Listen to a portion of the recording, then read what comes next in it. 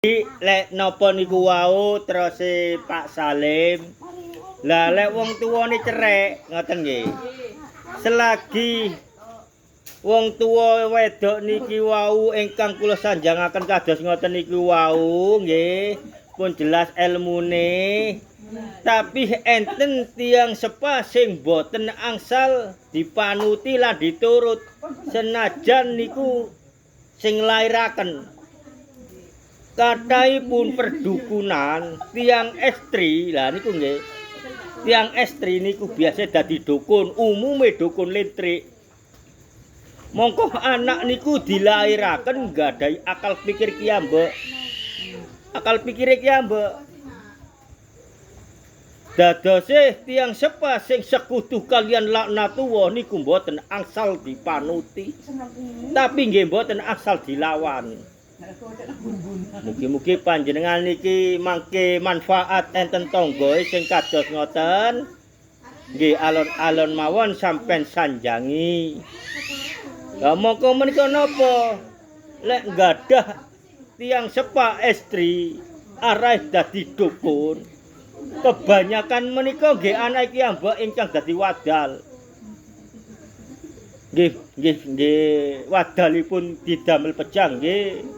Didamel mboten pejang nggih. Lek mboten pejang nggih menika perdukunan menika yuga-yugane aneh-aneh kelakuane ngedho sabun. Nggih menika wis nggih pun semrap panjenengan. Pun jelase niki enten ingkang tanglet Tas Wahid niku ya apa lek ibuke dadi ahli dukun. Nah niku nggih. Dadose yuga nika nggih mboten angsal manuti ten tiyang sepa estri niku nggih mboten angsal dilawan, kudu ngedha duki keluarga menika. Mokoh menika Allah ingkang sanjang menungso lek sekutu kalian laknatullah mokoh mboten enten ngapura dhateng Allah. Boten di ngapura datang Allah, tapi nopo kok di anak pinakan. Lha niku kehendake Allah. Mergo yuga nika nggadahi akal pikir kiyambak ingkang saged lolos dugi hukum karma tiang sepa. Niku hukum karma niku wonten. Wonten hukum karma niku.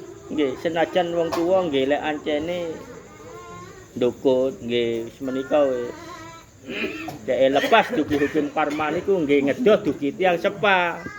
Pados keimanan kiyambak, pados guru ingkang bener. Tapi ya abot Mas Irul niku wong tuwa sing lairno aku nggih abot.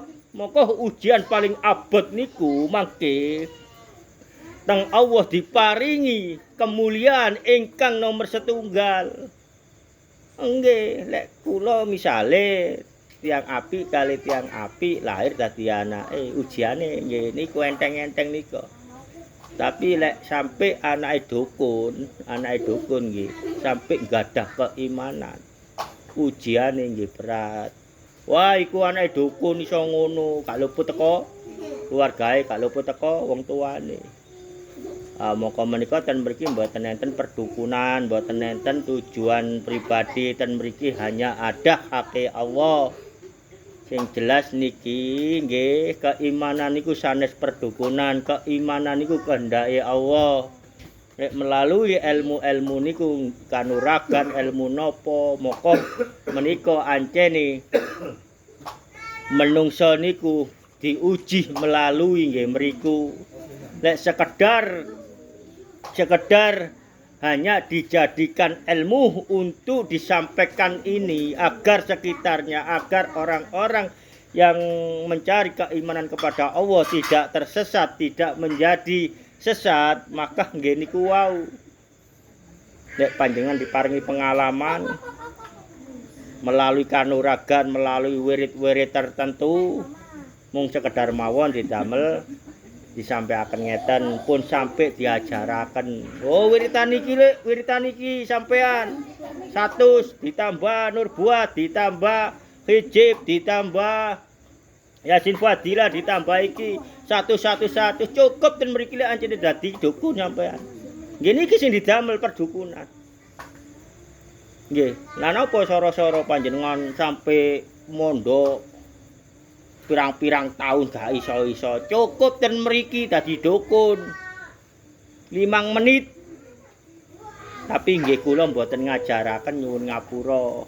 Kula niki tiyang biasa ingkang jalani kehidupan sehari-hari pasrah datang Allah, kebodohan diri ini diserahkan pada Allah, maka kebisanan ini kebisanane Allah nggih.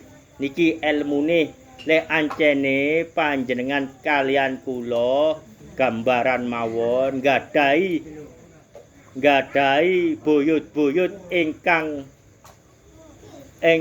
berbau dukun. Gampang-gampangan mawon wis nggih.